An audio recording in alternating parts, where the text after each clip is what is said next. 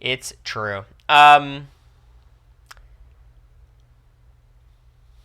just think it's like, I guess here's what's frustrating me. Who even likes the show? I guess that's why I really shouldn't be that upset. It's like I don't know. I had a lot of trouble binging it before, and I think everyone has that experience when they watch. I'm very interested in like the Amazing Race super fans and like what they see in the show that I don't.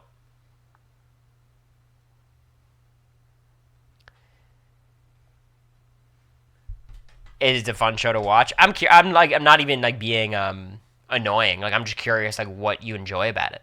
Like what is the appeal? Because I think Amazing Race in my head works best as like a feel good family show. You know what I mean? Like a feel good watch some like storylines develop through the season of like a couple getting closer or brothers getting over something. You know what I mean? Like I think that's what it should be. I think if it becomes too strategic, like if it becomes full blown strategic, that's fun too. But like the nature of the race, it can never really be that. You know, the ability to see the world from your couch when most people never see it in person. What's not to get? Maybe I'm privileged of just being able to travel a little bit more. Um, but yeah, you guys should tune in though. From what I heard about the season, there should be a lot going on, a lot of drama. If you like Big Brother, um, it seems like a no brainer to me.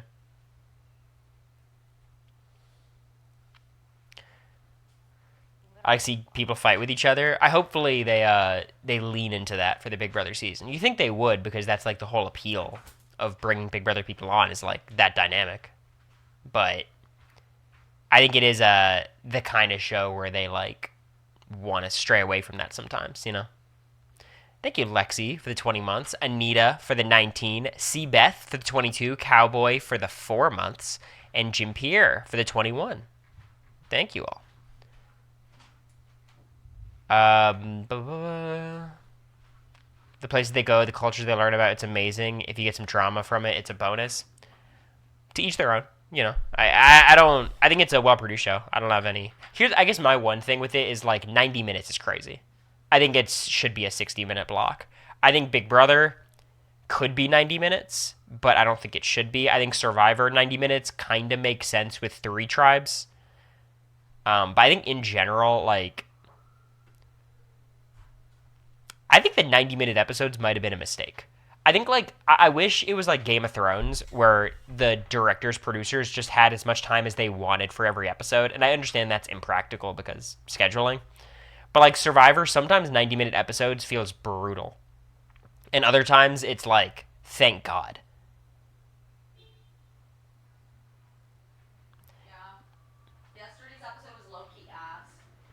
Yeah, did people like the premiere? People like Rizzo?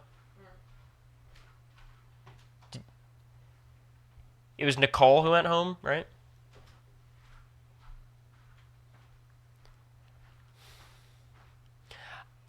I'm scared I'm getting I'm scared I'm getting like old person survivor opinions these days.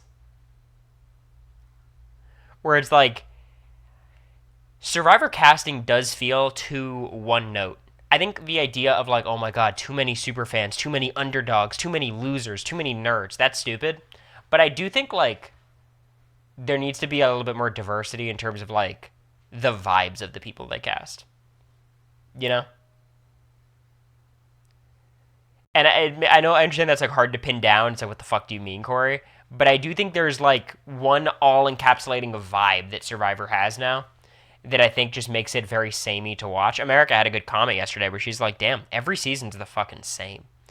And I think obviously just the structure of the new era leans into that as well with it's always 3 tribes and it's always like the same colors and it's always the same premiere and it's always the same everything. It's so interesting. Like I don't know why. Like I feel like after 40, their whole thing was let's deviate away from the formula. But then they made the most rigid formula ever to follow after that. You know what I mean? Also, I'm genuinely not spoiled at all Like, I mean that. But, like, Savannah has to win, right? Like, that edit yesterday was insane. I was barely even watching, and I was like, what the hell? I was like, where are these confessionals coming from? Why does Savannah look familiar? I don't know. She's giving me D vibes in terms of the, you know, the edit. Just from the premiere. I hope after 50 they loosen up a bit. Yeah, you gotta mix it up. Keep the audience on their toes a bit. And I just hate six-person tribes. There was an era where it was awesome. You know, season 28 and 32 and 35 was... Eh. They don't have themed seasons anymore. Yeah, themed seasons are fun. I kind of wish they did that.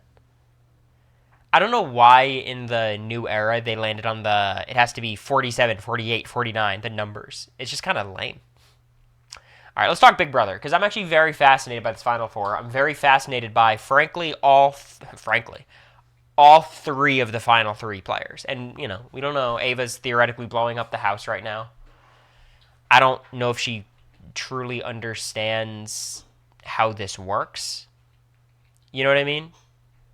Like, does Ava know that she's not going to have that much time to do anything during the live episode? I hope she knows that, because that would be pathetic if she just doesn't get the chance to. I assume production would, like, tell her. Maybe just call her in the DR and be like, hey, the show's starting soon, so, you know. Is Vinny the top 10 player of the season? Yes. Okay, Olivia, I want to talk about this, because I saw some posts on Reddit that were pissing me off. Are the judges, like, one of the most dominant alliances in Big Brother history? Oh, I'm heated. It's not an alliance. Like, it's an alliance in the same way the Quack Pack's an alliance, right? Where, like, it's real to one person, or, like, the judge is even less real. It's, like, Morgan's way of maneuvering through the game.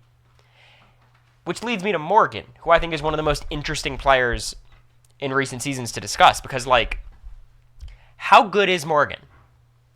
Now, you have to put it in the perspective of, like, most Big Brother players are really bad, right? Like, it's not like there's a ton of players better than Morgan, because most players are really bad.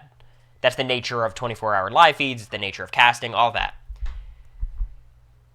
My thing with Morgan is, like, was her game really impressive outside of competition wins? Here's what I'll give her. Very active player, always pushes for what she wants. Is what she pushes for always best for her? Not always, right? Like, she was a big proponent behind the Jimmy move. It basically got her a hair's, you know, this much away from being evicted, and then she gets saved by Rachel, which, you know, she campaigned. She did a good job campaigning. I think my problem with Morgan is, like, in the jury phase, was she, like, well-connected socially? Does she have a good social game? It's not terrible. I've seen worse. But I don't think she has a good social game. Like, she was working with Rachel, but that bond wasn't ridiculously tight. Her and Will didn't have anything. Kelly and Lauren were targeting her the whole time. Keanu was targeting her the whole time. Ava was targeting her. Like, it feels like it's been this, like, dominant win because she's just won 6 vetoes in a row. And she's had HOH. So, like, she's become invulnerable when I legitimately think, like, she did not have a majority of house guests on her side, like, at all, ever. Everyone targeting her, but almost no one took a shot. Madison, how could you take a shot? How would you take it? Like, when could someone take a shot?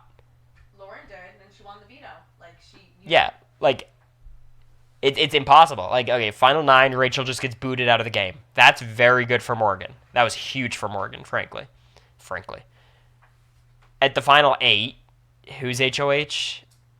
Lauren targets Morgan. Morgan wins the veto. And then she's immune every week. Right? She controlled the endgame. So did Jag. It's the same exact thing. Jag and Morgan in the endgame. It genuinely is the exact same. Like, I don't know what, like, I mean, like, Jag controlled the endgame. He also was everyone's target. I think Morgan had more outs than Jag. Obviously. Everyone knows that. People just like Morgan better than they like Jag. Even on the outside. Yeah, I agree. Vince is her Bowie. Vince is his own thing. Like, I don't. Vince is not a GOAT.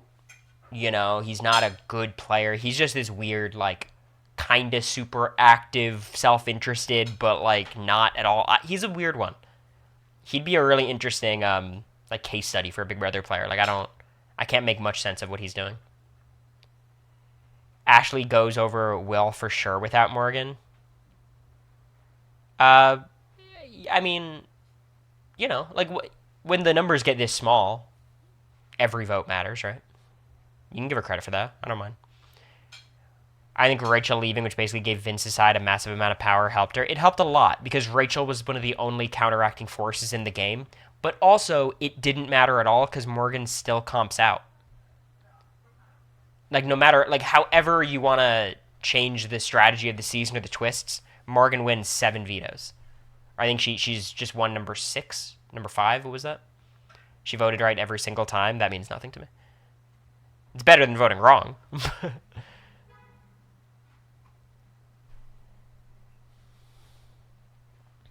Getting Vince to put up Lauren is just an undeniably flashy move. Yeah, I think that's her best move of the season. I'll give her that. I think Morgan's good. I'm just thinking of, like, ranking her all time, and I'm just like, I don't know where she goes. Like, just, okay, gut check. We have 26 winners of the show, not counting Eddie. I'm not asking you guys to do the full ranking, but, like, where-ish? Because, I want to be honest, like, you know, you have situations where I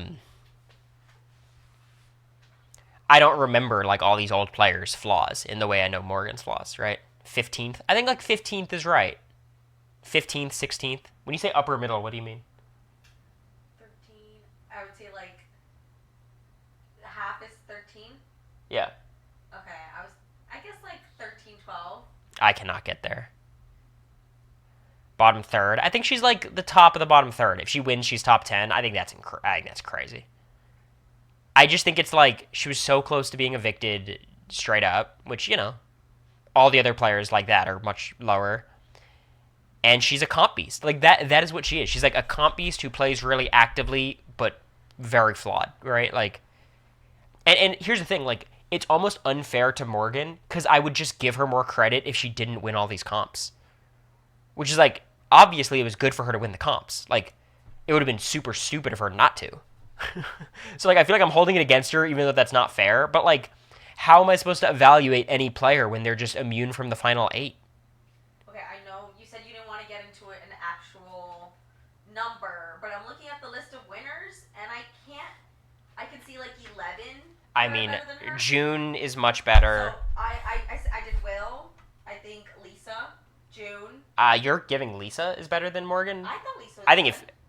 I don't know how you're putting... I mean, if you're... Okay, just keep going. Let me hear this list. Okay, I thought Will, Lisa, June, I don't really remember 5, but Maggie. Yeah, for sure. Up there. I would put Dan up there. Yeah. Andy, Derek, Steve, Nicole. Well, Hayden has to be up there. Yeah, I don't remember 12 much, but Hayden. So, what is that? I would say Morgan's better than Lisa, I feel. Okay, so, but how many is that? Like, I don't know, that's like 12, 13. But then it's like Derek. I think Steve's a good amount better. Yeah, I did Steve and Nicole. I think Nicole's better. That was like 10, 11, and then... I think Casey's better for what it's worth, which... You think Casey's better? Casey and her, like, I prefer Morgan a lot. But Casey had that big-ass alliance insulating her, so I'm like, I think Morgan's better in that sense. Here's what I'll say. I'll bet on Casey round 2 over Morgan. And then Cody and Chelsea, obviously. Xavier, I don't know. Anywhere from 13 to 15, I guess. I can't have Casey more than Morgan. I get it. That's just kind of a preference thing. Like, I prefer Morgan's playstyle, but, like, you know. But do you guys get what I'm saying? Like, I just think it's really frustrating to me that I can't evaluate these. Because I'm a nerd. I like ranking and, like, thinking about these guys' games. But Morgan's game is ruined by the fact that she won all these comps. Which is not fair to her. Like, you know, she's going to get the money. She's not going to care about my ranking. But, like, how do you... how good was Morgan's game? I don't know. Like Jag was playing the middle. Was he? Was anyone going to keep him safe outside of his two allies? Maybe they would have. Blue might have. I don't know. Suri might have evicted Jag, keeping Matt, and that would have elevated Matt's game. Like, we just don't get any of these interesting outcomes because, like, people just comp out. And I think the question then becomes, like, okay, how do you fix it? Right? And I genuinely don't know. There's not a super easy solution. Even with comps being equitable, I think these outcomes are pretty similar. AVA just sucks. Ashley's just bad at comps. I'm bad at comps. America wasn't good at comps. Felicia and Sri are just bad. Like, at a certain point, it's not comp design's problem. It's just like the structure of the end game and how some humans are better than other humans at stuff. So it's just kind of lazy. You know, it's just. I think the easiest fix I can think of that doesn't fix everything, but it helps. The HOH just should not get to play in the veto. There's no reason why they should be able to. And while like Morgan could still comp out, it would just give other players a little bit of power. When Morgan's the Final Four HOH, she can't also win the veto.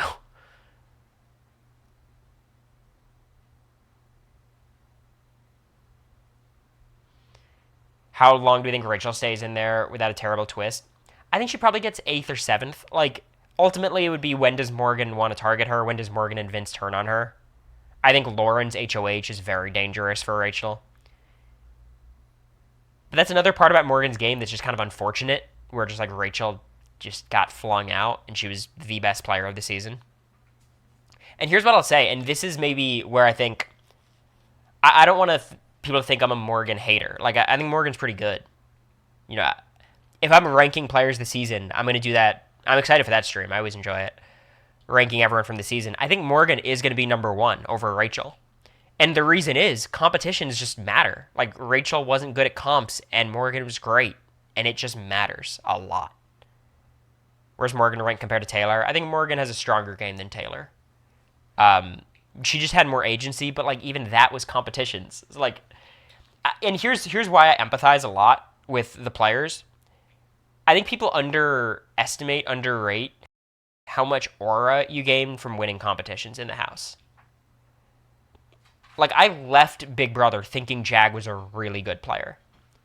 Now, I was there when he did everything bad, and when he made all these mistakes, and he was messy and screwed up and got evicted. Like, I was there. But when he wins so many comps in a row, and he's always in a position of power, and he's always making decisions, it feels like you're talking to someone who's better than you. Or who's in, like, a better spot, or who's, like, a better player, like, all these things.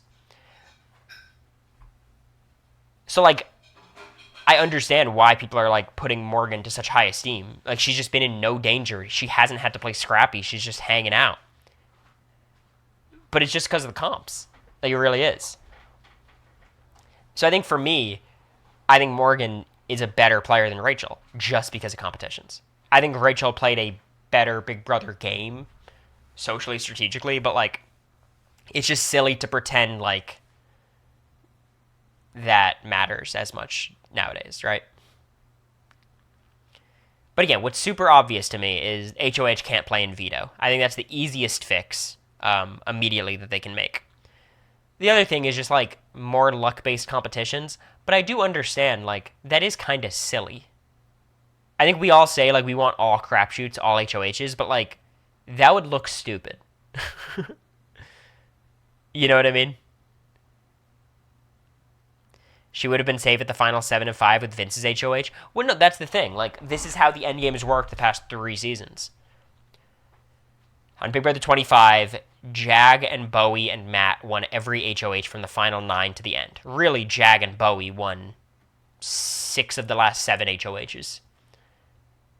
Okay, and then we go to BB25, or BB26. Chelsea and MJ won the last 5 HOHs, back to back to back to back. This season, Morgan and Vince have won the past 4 HOHs back-to-back, almost guaranteed a 5th. Right, so it's just like, the endgame's been boring. And here's the other part that I think is important, is like, when people talk about the blockbuster, I think everyone's come to the conclusion that we don't like the blockbuster as much, right? Fuck the blockbuster. I don't want it back. I think the blockbuster is a good twist, and like I think if if they got rid of the blockbuster next year and it went back to 2 nominees, that would be diabolical. People would be so bored. I promise week 1, when the vote is obvious, people are going to be super, this is so boring, bring back the blockbuster. Obviously, it goes too long. I think we all agree on that. But I do think the blockbuster in general, it does more good than bad in the grand scheme of things. It helps when the blockbusters are equitable, but, like, even still, like, what are you going to do? Comp Beast only starts winning in the last 30% of the season. She wasn't throwing either. The comps just thinned out, much less impressive. That's just how every Comp Beast works. They stack up wins at the end. Start with 30 house guests, double evictions every week. That would just be miserable. Mostly for the house guests.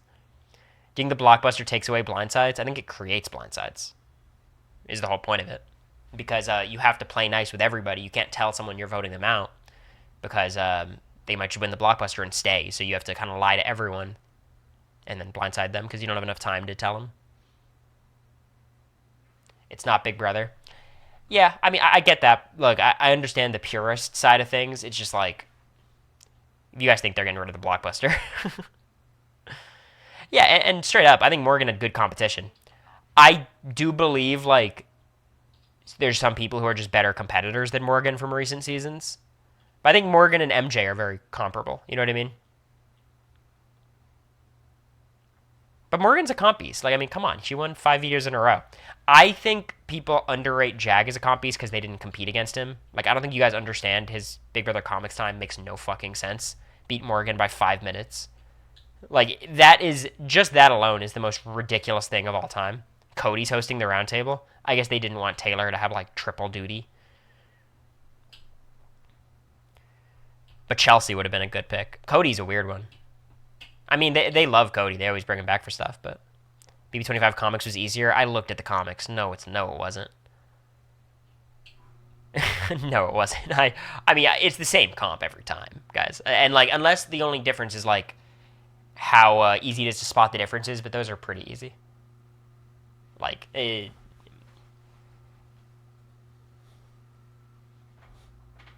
but it's just that he was just good. Did America really get it in one shot, like on the edit, but still lose? Yeah, by 3 minutes. Jag should do it. I don't know about that. I think Cody might be a bit better than Jag at this gig. Is this a safe place to talk about the TikTok casual? Sure, go for it.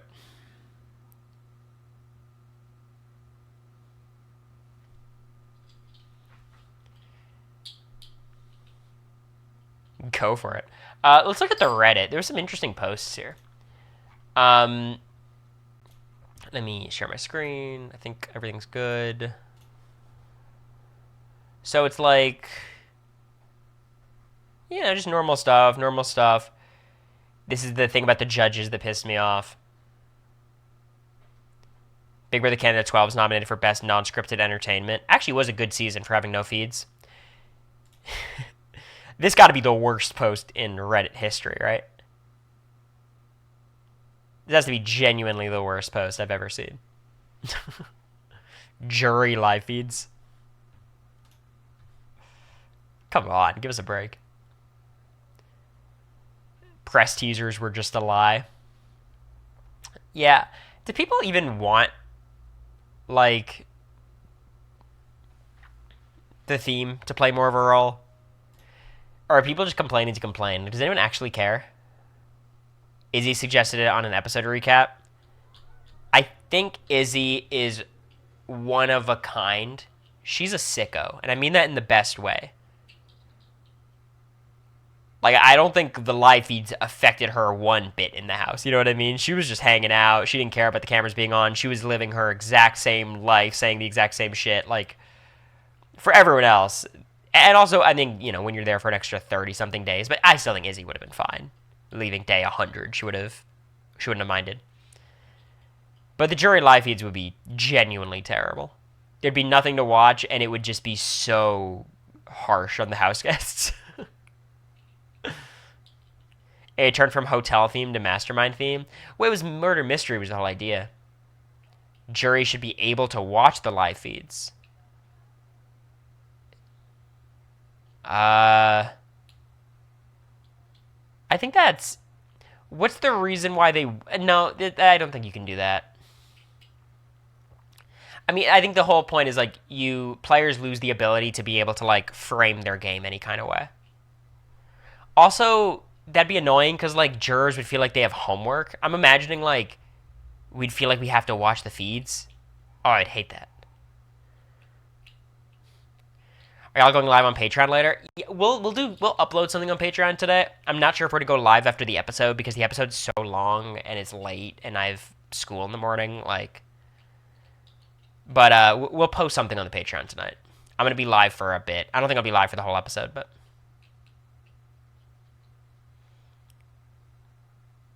we'd love the Halloween costume jury live feeds. You guys would be underwhelmed. Thank you, Burzlinger. Hope you're doing well. How's law school? Interesting. Are you guys sensing a certain vibe with me today? Let me know. Are you guys picking up a vibe? Tell me what the vibe is. And if you have a really mean word in mind, come up with a slightly nicer version of that word.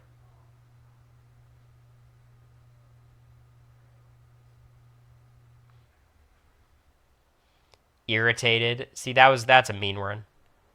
Pessimistic, stressed, grumpy. I just feel kind of shit.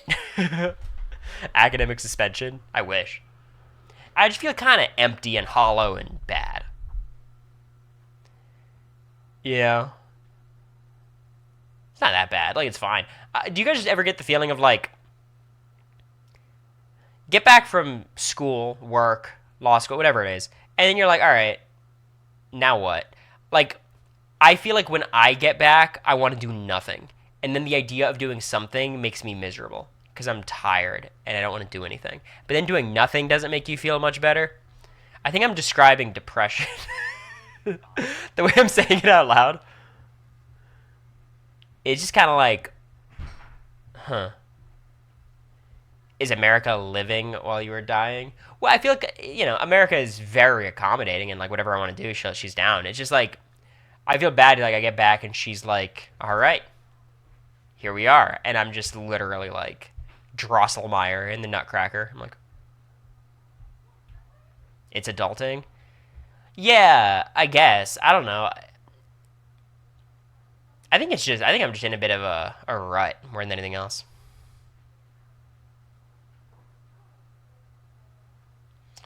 You have to push through that feeling. I'm going to. Like, I'll be fine. I've felt worse recently. Like, this isn't that bad. I told America, I used to pray for times like this. But it's a sleep thing. Yeah, I'm sure that's part of it, but I've been sleeping a good amount of hours for a law student. I get like 8 hours. I try to go to bed early, Went through the same thing getting my master's. I think what's just hard about it is, like, and this is going to sound very dark, but there's no end in sight. What's the end in sight? Death?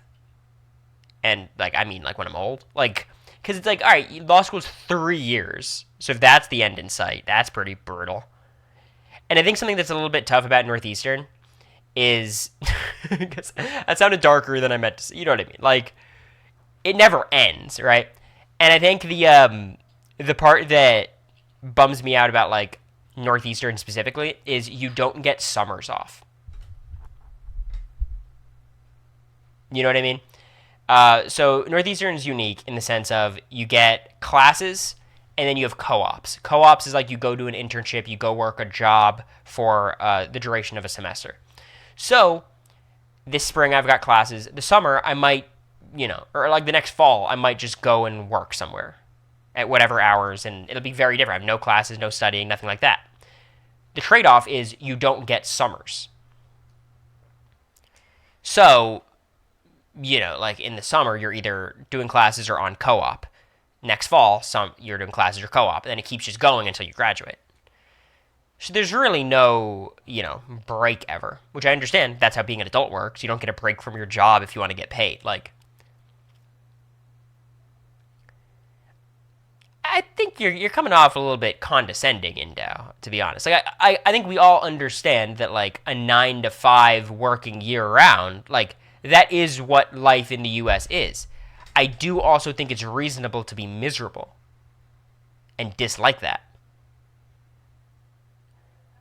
You know, like I think it's one of those things where it's like, oh my god, I had such a shitty day, and then someone's like, yeah, everyone has shitty days. So what are you gonna do about it? It's like, you know, no, Vegas will be fun.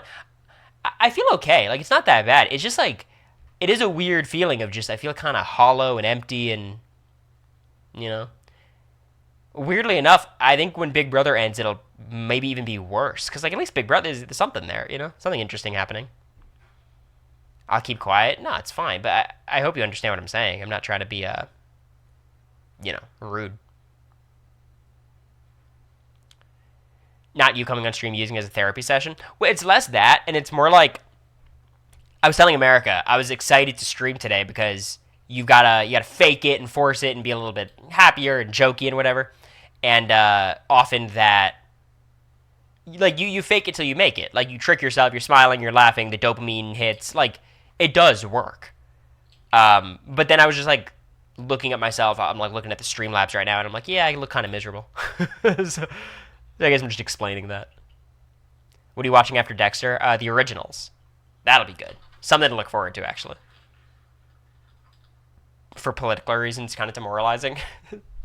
I think on stream when Big Brother ends, I'm gonna be making some less reality content, just because there's less going on. Obviously, I'll still be doing Big Brother streams every, you know, at least once a week probably. But there are just some like life things I want to talk about that I think are pretty funny. Have you guys seen Trump's lawsuit to the New York Times? Because it's so fucking funny. It's so good. Trump sues the New York Times, and he issues his complaint. Now, what a complaint is in law is just like a short, brief explanation of what you're suing someone for. Like, what's your claim? So, you know, Trump's making a defamation suit against the New York Times, and his complaint was 85 pages. The claims are on page 83 and 85. And all he talks about is he's like how good The Apprentice was, how awesome he is, how he's like the most triumphant person of all time, and how the New York Times is full of the woke mob. And it is one of those things where it's just extremely discouraging of like, again, Trump being an idiot doesn't affect, like that doesn't make me feel, like we know that, like he's the worst, right? Like we know he's stupid, he's an idiot.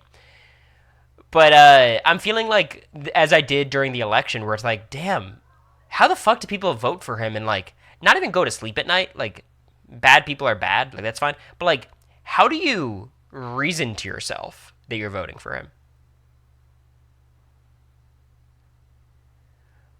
Like, genuinely, I think how do you sleep at night's the wrong question. It's like, if someone like asks you questions about why you voted for him, what are the answers?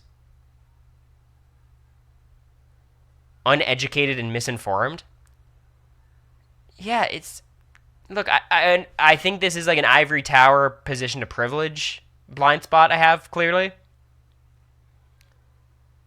but I just don't get it. Like it's because here's the thing. Like I would understand if Trump was more talented at what he does. I think in 2016 Trump was pretty good as a politician.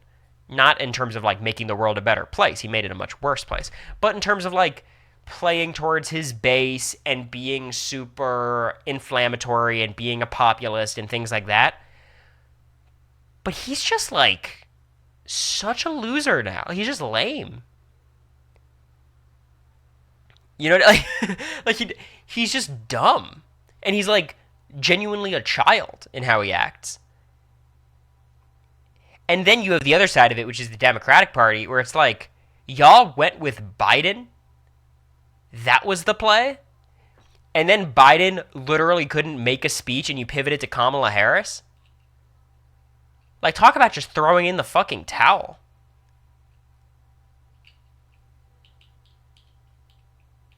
There's been some cases I've been reading that are so, like, you know what part of it might be? I'm getting very disenchanted with the law.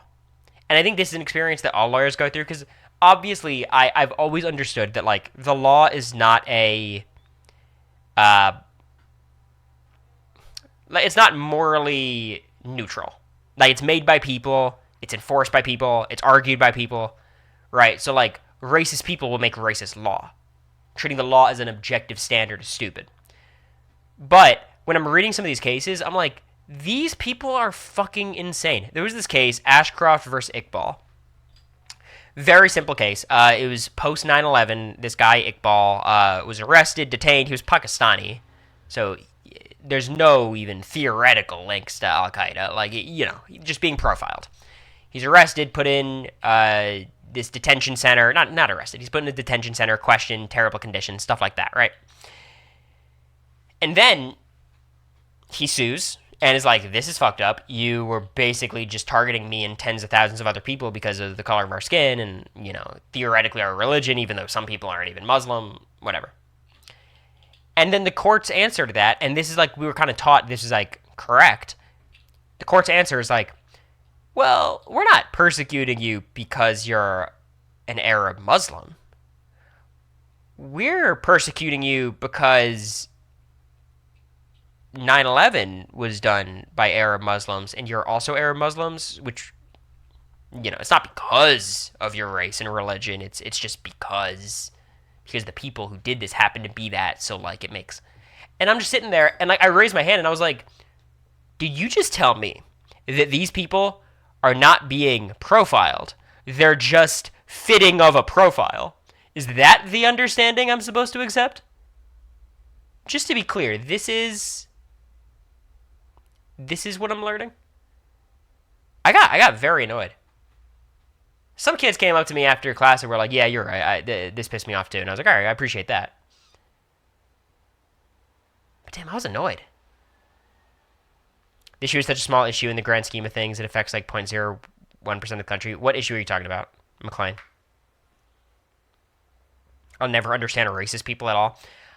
I'm not going to say I disagree with that, but like the idea that people are racist, like it's very easy for me to accept that people are just bad. Like that makes sense to me. Like, okay, there's bad people out there, sure. You know, I think it's just harder, like, learning about a field I'm going to go into where, like, it doesn't feel, like, I've never been in an experience where I feel like what I'm being taught is wrong. You know what I mean? Right after 9/11. I hear you, hey, bub, and that's what I was thinking too, but it was 2009, which is like, that's a lot, you know. Are we still in the post 9/11 world in 2009? And then someone asked the question being like, well, yeah, it's probably post 9/11 world, tensions were high. Do you think that case would be decided now differently? And I'm like, yeah, in the Clarence Thomas, Amy Coney Barrett, Brett Kavanaugh court, probably not. Might be worse. And that's the other thing. It's like, how am I supposed to read these decisions thinking any of it fucking has anything to do with the law or like precedent or judicial philosophy when I'm reading Clarence Thomas's decisions and he's just like literally a MAGA Republican? Amy Coney Barrett and Brett Kavanaugh are like, and again, there's nothing wrong with being religious, but they're like Christian zealots.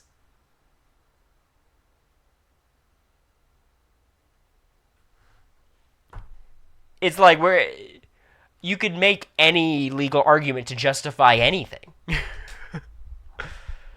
I assume the people who voted for Trump don't care if he implements transphobic policy, which to me says that they don't care about trans people, and that pisses me off because trans people deserve better than that. I mean, obviously, trans rights are a huge issue that, you know, Trump has actively done everything to make things worse.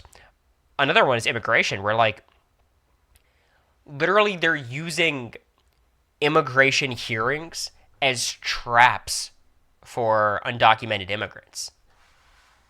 They'll be like, hey, come into court so we can sort this out the good old-fashioned American way. We can follow the rules, do everything by the book. And then ICE is waiting outside. Huh? It's just like... And this, again, I'm going to say this, and this is going to sound super elitist. Do you know why? Because it is. I hate that stupid-ass people have so much power. It makes me annoyed. And now we're back to Big Brother. Because winning You guys get what I'm saying. I will say, Republicans are not going to win next election. I feel confident about that. The economy is going to be just terrible, and that's the only thing Americans care about. And it'll swing to Democrats, and then it'll swing back. Like, it's just, this is how it works. But what competitions did Sarah Palin win? Yeah. The men and women's sports issue is one of the big reasons he won. I could not disagree more. I think that's a dog whistle. That's a big media story. It's stupid. It's goofy. But, like, it's the economy. He won because of the economy. The economy was bad and a Democrat was in charge. I think that's it. You know? I genuinely think if a Republican was in charge for the last 4 years, a Democrat would have won. That's my perspective on it, hey, bub. I think, that's the determining factor in almost every election. Because, like, people aren't able to think past level one. It's like, and this is partially due to Democrats being much less effective than Republicans, which I think we could all agree. Like, I want Democrats in office over Republicans, but Democrats do nothing. Republicans do evil. And that's not like an overstatement. That's not me overreacting. Like, Democrats had the House, Senate, and the presidency and did nothing. The autism epidemic that is going to be solved with removing Tylenol. That's what they're saying. First of all, the autism epidemic is just so problematic in and of itself, just linguistically. Like, that is just insane. And then you just hear Trump in this press conference, and he has nothing to say. He's just like, yeah, I have a lot of experience with these things. I've always been interested in the autism issue. It's a sad issue. It's a terrible issue. And yeah, I don't want to speak for the Surgeon General, but we've run some tests, and he's just so stupid. Like, you hear him talk, and you're like, who the fuck is this guy? Like, he's not, like, in 2016, he was sharper. He wasn't smart. He wasn't even, like, average. But he wasn't this. Because just, like, he's surrounded by people who are just, like, yes men all the time. It's crazy. Of course, Shay. It's like, yeah, I actually talked to my mom about this, and I hope my mom doesn't mind me talking about it. But, like, and my mom used to be, like, when in regards to mental health, kind of like oh my God, people these days have so many more issues than people in the past. And I've basically been like, no, it's just like people know it's a thing now, so it's something you could be diagnosed with, something you can be medicated for, things like that. And then, Molly had some issues that they've been, like, working through, and she's doing so much better on the cheer team. Let's go, Molly. And now I think it's like, oh, I see now. Okay, this is a thing. I think for a lot of people, it just takes, like, personal experience to fully buy into it, Okay, but his hands at this point are so blue. He's reminding me of William Afton in that FNAF 6 minigame where he just falls apart by the end. That could be the worst comment in the history of my Twitch chat. You said Trump is purple, guy? Also, the acetaminophen, no shame in that. Mimi couldn't pronounce acetaminophen. It annoys me so much because my dad is a Trump supporter, and the fact that he supports someone who treats autism like that when he has 3 autistic sons is blood boiling. Yeah, I empathize. I mean, I don't even know if I can empathize that. I'm very fortunate to have, like, politically normal parents, but that is tough.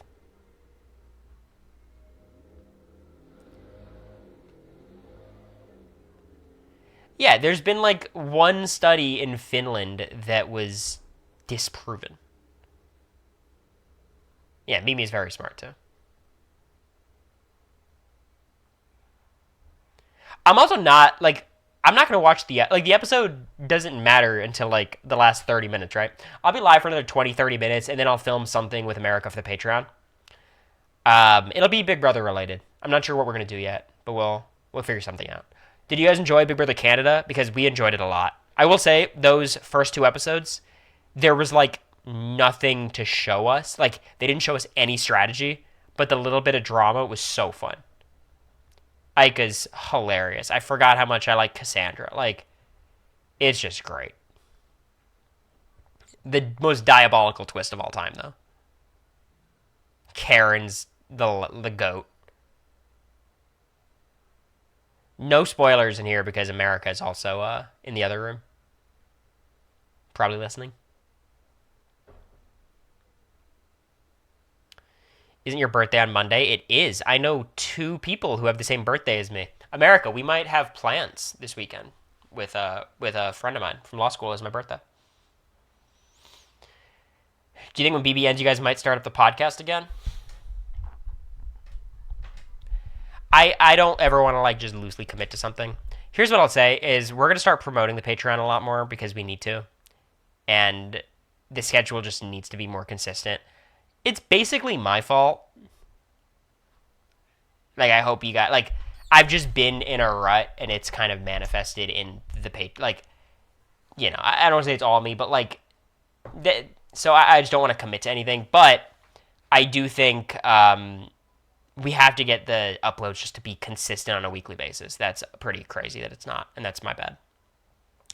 The podcast specifically, I just think especially with the Derek and Claire news, which seemingly has nothing to do with us, like it really doesn't.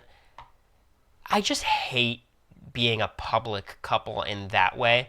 And like, is that incongruent with having a couple's Patreon? Yes, I think. Like, I think that hypocrisy is there. Like, we're making money off of Americory Patreon, but we don't want to be a public couple. Like, that doesn't make sense, and I understand that. So it's just going to be about, like, figuring out if there's a way to do the podcast that I feel comfortable with, that she feels comfortable with, or seeing if there's other things that could be worthwhile. America's floated some ideas. I have a couple, but, like, I'm not exactly certain how we're going to do it. Last piece of advice, you get nowhere when you call as voters uneducated. Just proves the point in our eyes that most people get indoctrinated in college and we think you're just as much part of a cult as you think we are. I do understand that calling people uneducated feels condescending. I understand that. I think it's a bad rhetorical strategy. But I'm also not trying to do anything right now, McLean. I'm complaining. Now, I would argue that what I'm doing in terms of being condescending to people who are less privileged and have less of an educational background than me is not as bad as what theoretically you are doing in voting for someone who wants to deport children outside of immigration court. I would argue that there's an imbalance in those two bad actions. So while I appreciate your advice, I have some advice for you too as well, and that advice is to be a better fucking person. He's PR trained. Dan, you typed that out way too early, Megan. You typed that out way too early. Anywho, that's how I feel about that. Where's your NFL stream? Honestly, Nathan, I want to pivot to just do sports content to 5 people, but I won't do it. Don't worry. Sports is my favorite thing outside of America right now. My favorite thing is watching Dexter at night with America. That's my favorite thing. My second favorite thing is sports. We're going to the Patriots game on Sunday. Patriots-Panthers. It was so funny. So we were going to see... I'm just going to... I don't think this is a secret. America got me Lord tickets for my birthday. It was a very, very sweet gift. I was excited. It was going to be fun. I didn't even find out about this. It was a surprise until America's like, oh shit, we got the podcast on Friday. Because while we're not doing Unlocked, we're doing another podcast on Friday with RHAP. Should be fun. And I was like, look, I don't even love this album that much. Like, it's spending a ton of money versus making money by doing the podcast. Like, I think it's okay for us to, sell the Lord tickets and figure something else out. So then we look at I'm like, okay, it's Sunday. Is there a Patriots game? Because this is like the last time the weather's going to be okay. And I saw they were playing the Panthers, and I was like, fuck yeah. Those tickets are going to be cheap as hell. And they weren't even that cheap because we got nice tickets, but like, that'll be a good time. Shout outs to America.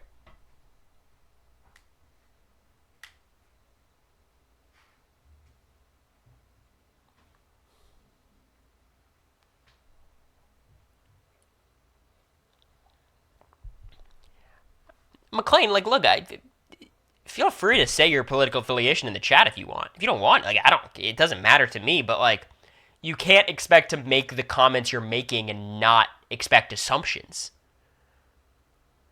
Like, I don't think that's unreasonable. Bryce Young has, like, 7 wins in 3 seasons, but he's a very nice kid, so you gotta give him that. I'm Antifa.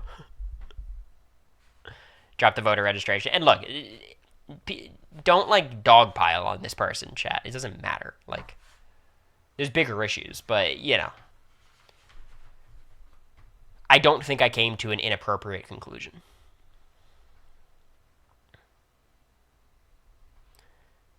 I voted for Jill Stein. I think a lot of people are well-intentioned. That's the end of my comment. That is the final thing, I will say. But shady. No, it's, you know, I understand. Like, here's the thing.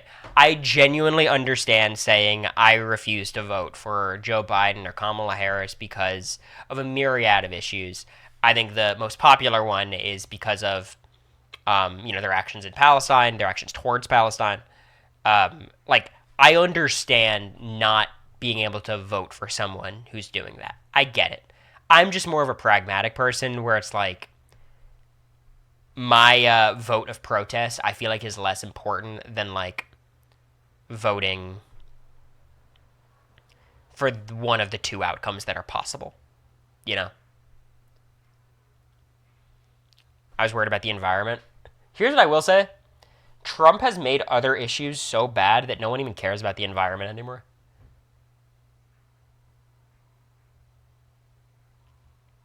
And look, I'm obviously pro green environmental policy just in general. Top to bottom, basically. But I do think it's like no one cares about that issue as much as other issues because it's not as relevant to their lives. Obviously, climate change and the consequences that'll come with it are approaching faster than people would like to admit. But, like, I think individuals feel pretty hopeless in that regard, whereas other issues feel a little bit more solvable in the short term. Yeah, no, certainly Jacksoni. That makes sense. There's a Keanu interview. Damn, they move quick. They already had an interview? Or I guess he got evicted, right? This is the final 4. I'll take those points too, Jerry. Patriots look ass. Thank you, JPR, for the gift. I appreciate it.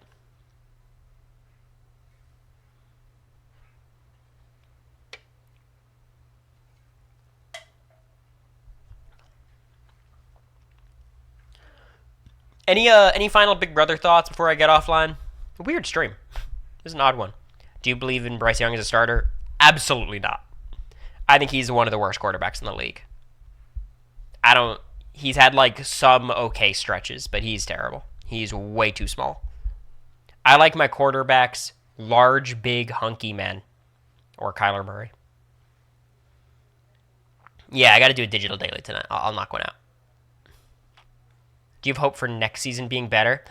Guys, I sound super negative. This season slapped. This was a fire Big Brother season. I'm sorry. I saw people, because first of all, my last couple of live feed updates, I've killed it. Let me just say, great updates. But people are like, oh my God, Cory wants a callback, doesn't he? He really wants to get back on the show saying this season's good. This season is fucking good, y'all. Like, 26 is not in the same ballpark as this season. 26 was ass. This was really fun. 25, I like it. You can't argue 25 is better than 27. You just can't.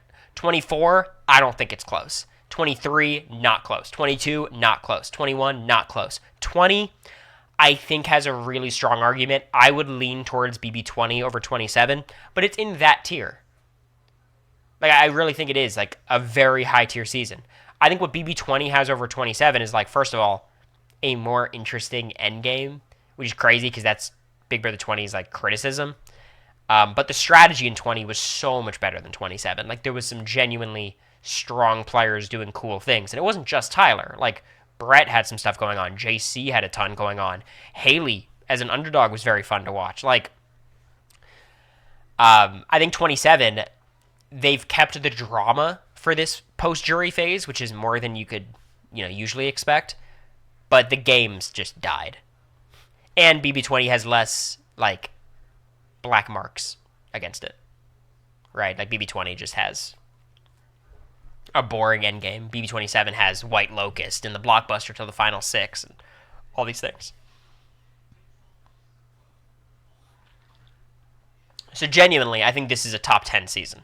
Like what seasons are better? 20's better, 17's better, 14's better, 12 I don't know what to do with ever, 10's better, 7's better, 4, 3, 2. Yeah, I think it comfortably gets in my top 10. And like I just prefer these kinds of seasons to old school seasons in general. Like I like this more than BB2, but I'll give it some respect.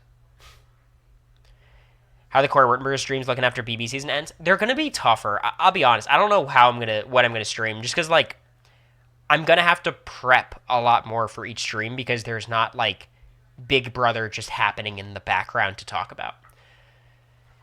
So I think I'm just gonna have to commit to like 2 to 3 days a week and figure out some sort of schedule. Brent Steele's Vanguard, you pop in twice a month to talk about Brent Steele's, and I respect it.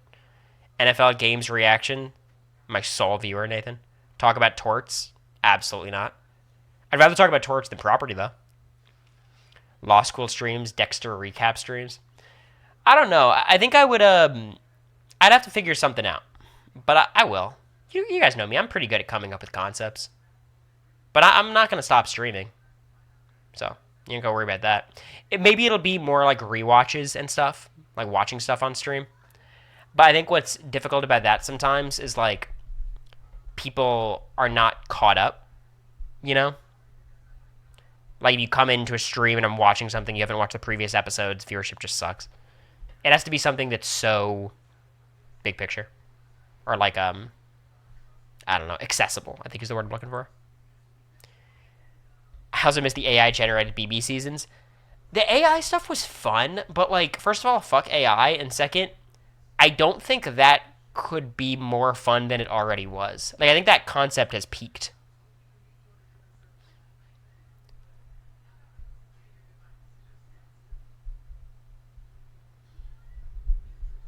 I don't like that, Jacob.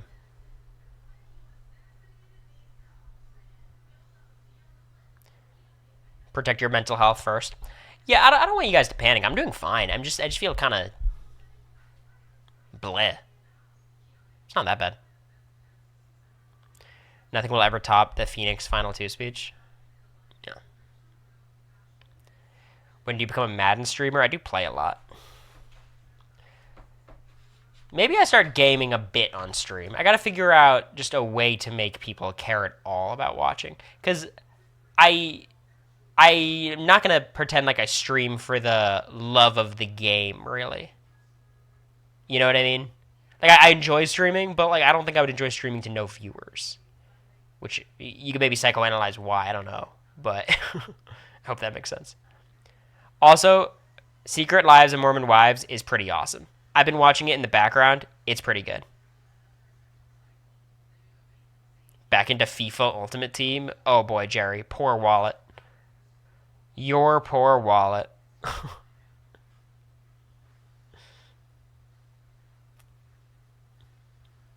But yeah, we'll do a good amount of postseason content. There's a lot to discuss. We got a player ranking coming up that I'm excited to do. There's obviously going to be a BB27 award show we'll do. There's a good amount there. Who's your favorite Mormon wife? I mean, come on. Taylor is the most entertaining person on the show, and it's not close, right? The dice comp is back, yeah. Which is insane that they did such a physical comp, but I digress.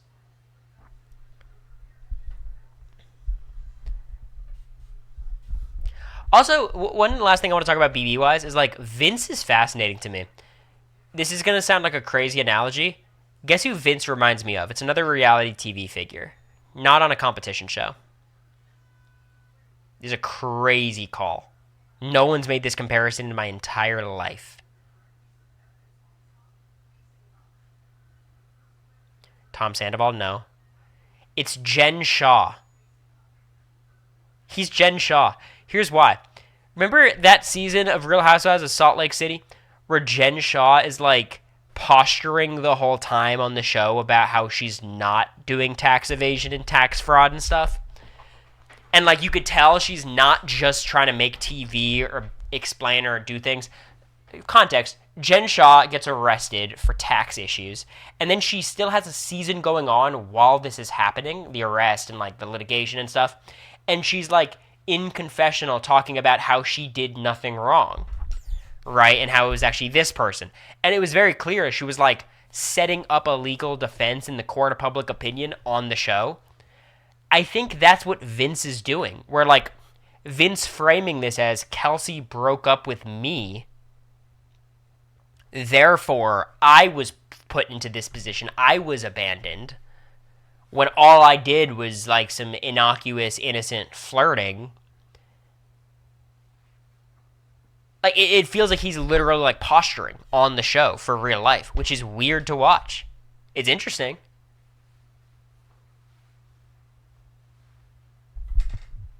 It's interesting. But I thought it was weird.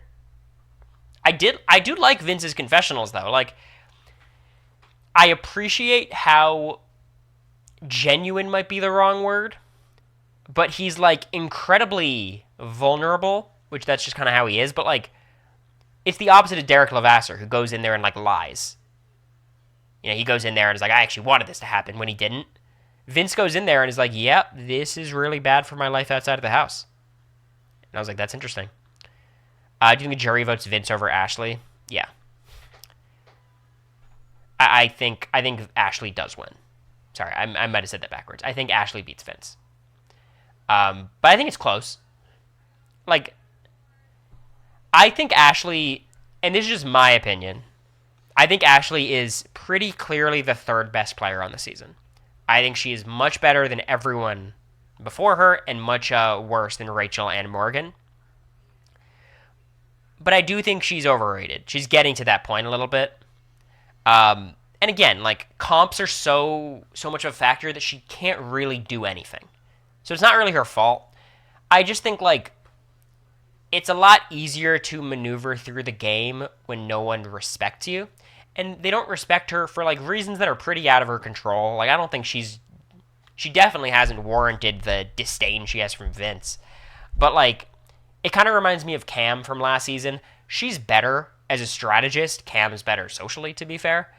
But like they both just on the outside look like they were playing a better game than on the inside because our perception is so different from the house guests' perception.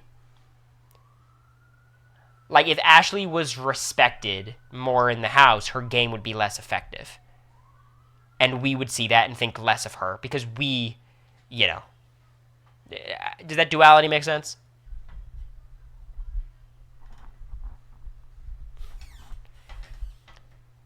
Like I feel like Ashley's like the player who represents what we want in Big Brother. So like we're all cheering for her and rooting for her and wanting her to figure it out. But I think in terms of like an actual player, I don't know how much there is. Like she's a logical player who generally knows what to do. And socially she's okay. The problem is the comps are just rough. Like you can't do this in modern Big Brother and be that bad at comps. And then people are gonna say, "You suck too, Cory." I'm like, "Yeah, that's why I lost. that's why I'm a very flawed player."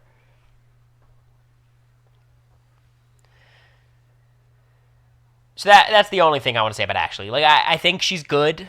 I think she's better than Vince by a lot. I just think like I think the pendulum swung a little too far the other way, where it's like, ooh, Ashley's actually kind of running this game. Like, I don't think so.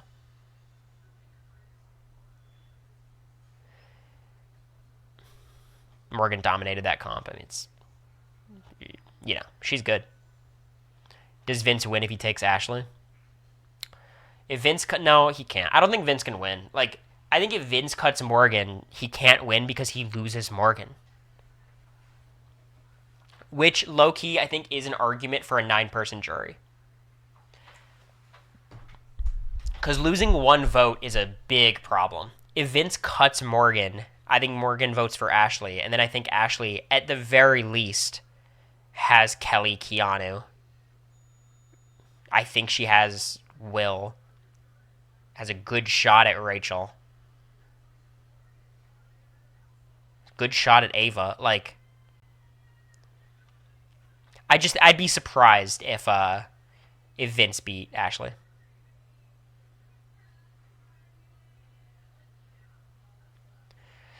And the other thing is, like, I totally understand why Vince is going to take Morgan to the end. I think you could argue it's the correct thing to do. Not in terms of giving him a better chance of winning, but, like, can you fucking imagine he cuts Morgan, loses in the end? That's just devastating. Like, that's like, I don't even know how you recover from that.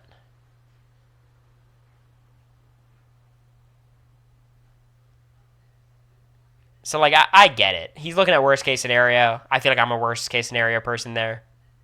I don't know. I don't think Vince can win. And, like, if Vince is able to convince himself that he's going to lose to Ashley, like, it's just a non-starter. Yeah, I did see Cody's hosting the jury roundtable. I like Cody. I'm higher on Cody than most, but I think it's a weird choice. I think Tiffany would be better. Chelsea would be better. If we're saying, Taylor is off the table. He did it to himself, though, so it's hard to have sympathy. No, it's just recognizing his current situation. Like, it's not sympathetic, really. It's just, that sucks. Rachel and Will thought he was the best player. Just don't think you know what the jury's thinking, right? I'm sure you all thought you knew what I was thinking because I told you what I was thinking. But then there's just a lot of time in there. Things change. You get more information. People are going to be bitter towards Vince.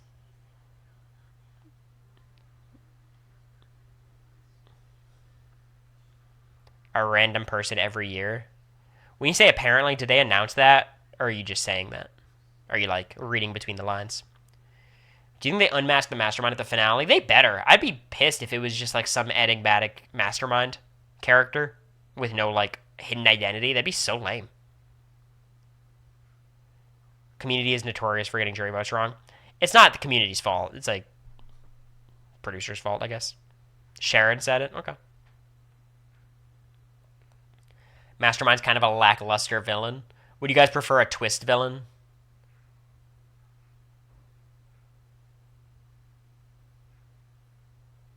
Excited for gauges? What's gauges?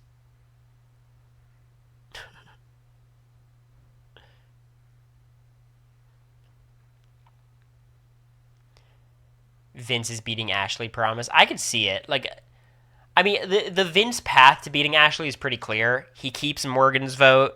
He gets Lauren's vote. He could still maybe get Keanu's, and then Rachel and Will think he's the much better player. Like, there's a path, but I just think it's much more likely that Ashley wins.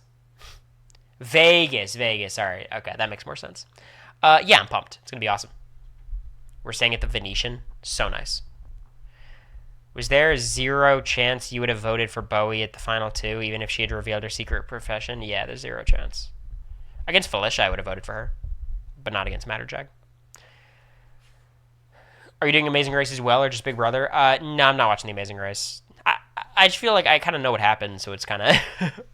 like, even the intrigue and the drama is gone, Go see something in the Sphere, it's crazy. I think it's the Eagles right now, the band, not the team. My favorite Vegas hotel. It was expensive, but I was like, it's my birthday. Let's do it. Is cast the type of cast that would be swayed by speeches answers? Yeah, no, I could see that. Don't say anything's impossible in BB27. I've been burned too many times. Rachel being a house guest shocked me. Riley vote shocked. Like, I've been wrong enough. The rooms are crazy huge. Yeah, there's suites, right? It's gonna be cool. Planning on gambling? I don't think I'm gonna gamble too much. I'm not a crazy gambler, but restaurants, food, some low stake slots maybe, just to feel the rush. Nah, America had no idea. I don't think America, even to this day, knows exactly what Suri is as a player. And like, how could you if you don't watch her seasons? I don't know. She watched Big Brother. She watched 25, so like, probably has a decent idea. Do you have something big planned for America's 30th since you have Vegas and football? So the Vegas thing actually ended up just happening because of Alex. Alex of Cat and Alex. Alex invited us out for his birthday, and I was like, this is perfect. We have the same birthday. I don't have to plan anything. This is awesome. A lot of my friends are going to be there. For America's trying to figure out something to include all of her friends. She wants to do something big. So obviously I have ideas on my end, but I think she's trying to figure out like what she wants to do. Something tropical, I think, is the vibe. Cardinals will lose tonight. Yeah, that's really what I want to go watch. It's going to be devastating. And they probably will lose because our offensive coordinator is ass. Okay, I'm going to go. I appreciate all of you guys hanging out. Weird stream, just hanging out, chatting. Tomorrow, be on RHAP. Check that out. Patreon, we're posting stuff. We'll keep posting stuff. Tangent stream, always. Some of the best streams. Sunday finale stream.